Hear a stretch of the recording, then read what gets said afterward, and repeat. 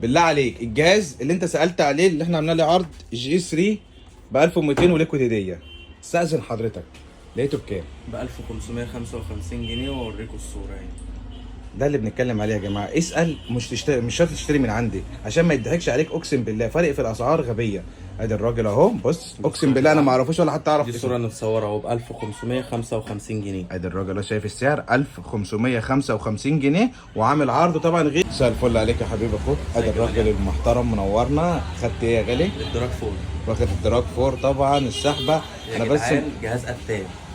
ايه رايك بالله عليك في المعامله والسعر والدنيا؟ لا والله انا اتشرفت بمعرفتك، والمعامله والسعر هنا انت بتراعي ربنا في اي حاجه.